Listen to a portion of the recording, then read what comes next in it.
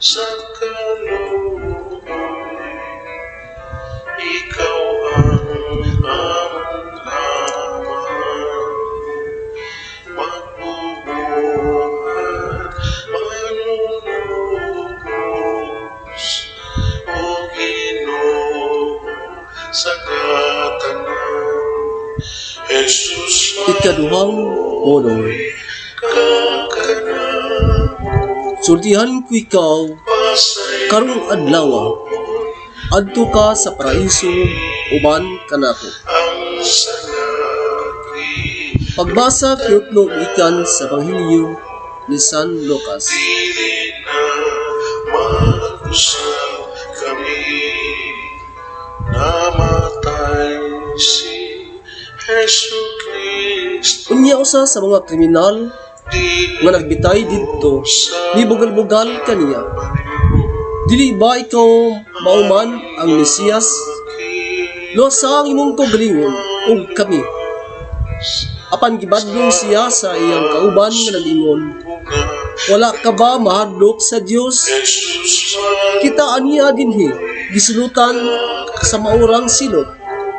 Apan ang silot natong duha angay kanato. Kay gisulutan man kita sibo sa atong nabuhat.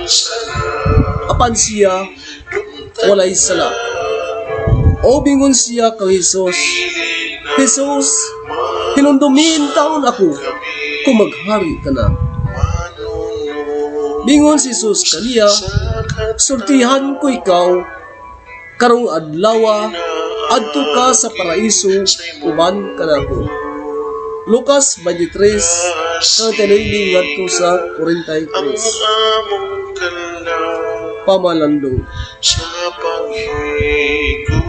Mga igsoon ko diha ni Kristo, uban niya ako sa pagpamalandong dini kaduhang sa mga katapusang pulong nga gimungat sa Ginoo ibabaw sa krus. Sultihan ko ikaw karong adlaw, adto ka sa paraiso uban kanako. Una sa tanan makapangutana kita, makaturunganon ba kini? Siguro kung kini nahitabo pa sa atong panahon, daghan gayud ang moingon, sana all. Dili ba kini unfair alang sa mga tao nga sa tibok nilang kinabuhi kanunay na nalingkamot sa pagpuyo o kinabuhing mataron, apan wala katagi o kasiguruan ang ilang kaluwasan? Apan anyahin noon kining usa ka kriminal, giyok man sa kamatayon sa krus tungod sa iyang karawatan. Apan sa kalit lamang ug sa dakong kasayon naluwas. Kanpir ba sa Ginoo ug mauman gani kini? Mga igsoon, kung ang atong basihan mao ang katawhanon nga sukdanan, dili gyud kini makatunganon. Apan atong hinduman nga lahi ang sukdanan sa Dios kaysa sukdanan sa tao. Ang kanunay mamupatigbabaw diha sa Dios mao ang iyang dakong gugma ug kaluoy kanato. Tinuod nga ang Ginoo Dios ug hustisya, apan labaw sa tanan siya gugma. Atong hinumduman ang mga pulong ni Jesus, wala kumuanhi sa pagdapit sa mga mataron, kundi sa mga makasala. Marcos 2:17. Apan daghan nga karon laguna maulahi, ug daghan nga karon naulahi mahiuna. Mateo 19:30. Nilundom ako sa usa ka sugilanon may tungod sa kanhi Arsobispo sa Sugbo, Ricardo Cardinal Vidal, sa dihang usa sa mga pari amiduol kaniya og milikramo. Kardinal, manuman nga kadtong mga pari nga nakabuhat og dagkong sala. Human ni-undergo sa ASIS program, imo man hinuon nga gibutang sa mga dagko o gadunahan nga parokya. Samtang kami nga nagtinarong sa pagkapari, nagpabilin man sa gagmay o pobre nga mga parokya. Kung mauban gani na o magbuhat na lang pud mi og dagkong sala. Ang kanhi kardinal kalma kayo nga mitubag.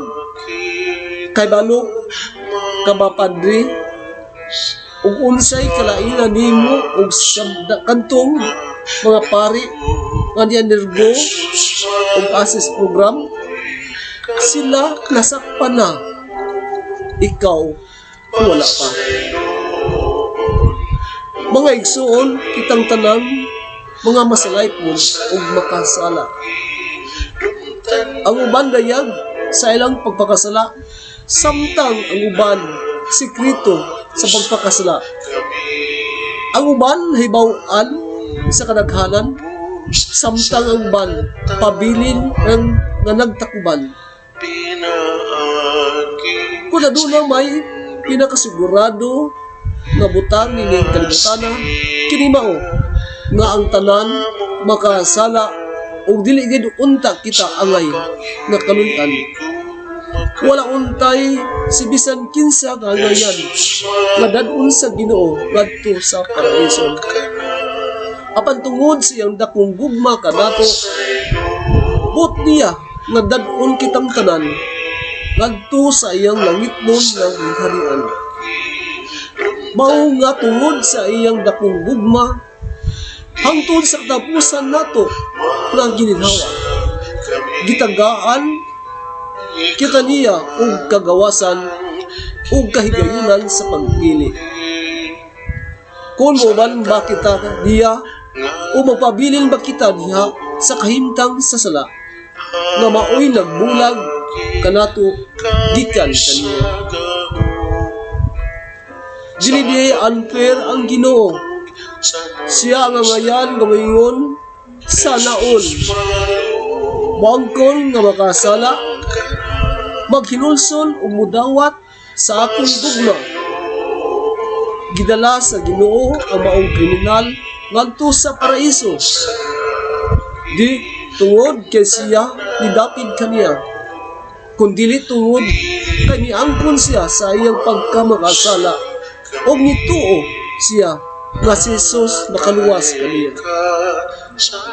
Amang kriminal dili unta ang ngayan ug matarong nga dad-on sa paraiso. Apan tungod kay nituo man siya kay Jesus og naghinulsol, gimo niya siya nga matarong. Sa pulong pan sang Pablo Apostol, sanglit gihimo naman kita nga matarong sa Dios, pinaagi sa pagtuo, may panagdait na kita ug ang Dios pinaagi sa atong Ginoong Hesukristo, pinaagi sa pagtuo, gidala kita niya ngadto sa grasya sa Dios. Diin nagkinabuhi karon og nagmalipayon diha sa paglaom nga makaabit gyud kita sa maya sa Dios. Romas 5:1 ngadto sa 2. Ang lain nga kriminal wala mahiuban sa Ginoo, dili tungod kay nagbugal-bugal siya kay Hesus o mas dako ang sala nga iyang nahimo, kundi tungod sa iyang pagkawalay pagtuo o pagpabilin diha sa pakigtig-as sa kasing-kasing hangtod sa iyang tapusang ginhawa. Paghinulsol o pagtuo ay abagdala ka natong mga makasala ngadto sa paraiso. Kining duha dili gayud angay nga bulagon. Kung tinuod kita nga midawat sa grasya sa pagtuo, magdala kini kanato sa makanglayon nga paghinulsol matag karon unya. Sa pagsugod nato sa panahon sa Korisma, di pahimatngunan kita paghinulsol ug tuo sa Ebanghelyo. lipag sa ulog nato sa kinintos ka tuig isip Kristohanon nga nasod. Mahinunuman unta nato ang kadako sa grasya, ang gasa sa pagtuo, atong hunduman nga gipili kita sa Dios na mahimong mga Kristohanon nga katawhan. Di tungod kay kita angayan umatarong, kundili tungod sa iyang dakong gugma kanato mga Pilipino. Magpasalamat kay kita sa Dios ining dakong gasa sa pagtuo ug kaluwasan. Apan kumusta naman ka ang atong pagka-Kristohanon? Nagpabilin ba kitang matud-anon ngadto sa Dios?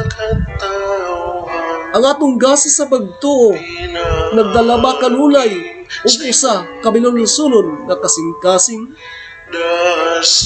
Dili manalis naluyo sa atong pagkakatoliko nga nasod. Daghan kaayong mga Pilipino nga nagpabilin sa nagpuyo halayo sa Dios. Sila kadtong mga binunyagan apan wala mapuy-i o mahimusli ang gasa sa pagtuo nga ilang nadawat. Sila kadtong nahisgutan o gihatag gitawag sa Presbitero na nominal Katolik. Katoliko lamang sa ngalan apan dili sa pagkinabuhi. Ang atong misyon isip Pilipinhon nga Katoliko mao pagsangyaw sa pagkabig niining mga nanabugnawon na may igsoon diha sa pagtuo. Di nato pasagdan nga may sama sila sa laing kriminal nga nagpabilin nga tig-a ang kasing-kasing taliwala sa iyang pag-anto sa krus. Uban sa atong Ginoo, dalaygon ang kriminal nga gidala sa Ginoo sa paraiso tungod kay aduna siya'y pagpakabana sa iyang isig na kriminal. Nabisan sa iyang pag-antos, nakahimo pa siya pagbadlong sa iyang kauban sa dihang nagmugal-mugal kini sa Ginoo. Matud pa niya, wala ka ba mahadlok sa Dios? Kitaan niya dinhi gisilutan sa maurang silot. Apan ang silot natin duha angay kanato. Kay gisilutan man kita sibo sa atong nabuhat.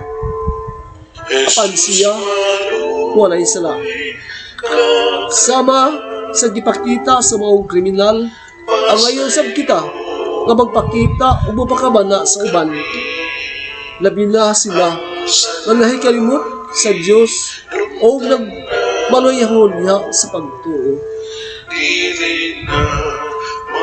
Ang atong hagit mao ang misyo ad gentes nga nagdala sa tema nga gifted to give. Gigasahan kita o pagtuo busa ang ngayon lamang nga kita mo sangyaw usab ngadto sa uban aron sila makaila o motuo usab kang Kristo. Una sa tanan, unahon nato pagsangyaw ang atong paglingon na balay. Atong dumal na dili kita mahimong epektibo nga magsasangyaw kung kita mismo wala magsangyaw sa atong kablingon o sa atong balay. Aduna ba'y nagmaloyahon sa pagtuo diya sa atong panimalay? Kumusta naman si tatay o nanay? Si kuya o ati? Ang atong mga manghod? Guptan pa ba nato ang hiyas sa pagkamalampuon? Ang kriminal nag-ampo ngadto sa Ginoo. Jesus, hinundumin taon ako kung maghari ka. Amaong pag-ampo, nangayo siya o pabor sa Ginoo, naunta siya, mahinunduman, man lang sa iya unyang paghari. O tinuod, ginuman siya sa Ginoo, o siya naluwas. Karong panahula, dili ba nga ang Diyos maoy kanunay nga ikalimtan sa tao? Dili na kita ang naghangyo na untahin guman kita sa Diyos. Si Jesus na mismo ang naghangyo nato. Hinumdumi in taon ako, anak, bisan sa katapusan sa inyong kinabuhi. Hinoon daghan ka nato ang mahinumdum na lang sa pagtawag sa Diyos kung kita mubati na og tumang kalisod o kung haduon na ang kamatayon. Ang pagtawag og pari aron paghatag sa sakramento sa hilom ngadto sa himalatyon nagkadaghan. At mabantayan nga mas grabe ang panalangnan sa Diyos nagibati sa katawhan bisan sa mga dagko na syudad sama sa Manila. Matag sa ulog sa Santos na Misa, nagpunsisok ang mga tao nga musimba. Din lamang ang mga pobre, apan lakip na ang mga adunahan o nila nga tao sa katilingban. Daghan sa mga adunahan o nila nga mga tao buot nga mudol sa Ginoo o maminaw sa pulong sa Ginoo. Mga igsoon, aduna pa'y mas daghan kanila nga nagpabiling sa pagkatigpa sa kasing-kasing. Sila unta ang prioridad sa atong pagpangalagad. Misyo ad Santis. Atos lang sa miyawan aron dili unta sila magpaabot sa inapos nga bahin silang kinabuhi aron sila mahinumdom ug mosangpit sa Dios. Diha sa ilang kaluyas pagtuo, mosangpit unta sila sa Ginoo. Jesus, hilumdumiin taon ako kung maghari ka na. Tintuig ni San Jose, musangpit kita kaniya ug mangayo kita sa iyong panabang. Diyak kaniya ulang gisalig sa Diyos ang mga misteryo sa atong kalawasan. Ang pagpakataw sa atong Ginoo ug manunubos. Makalaom kita nga si San Jose, bisan diha sa kahilom, padayon nga nangalyupo alang kanato, uban sa mahal na Birhen Maria. Pag-ampo, langitong amahan, daghang salamat sa gasa sa pagtuo nga imong ipaambit kadabo.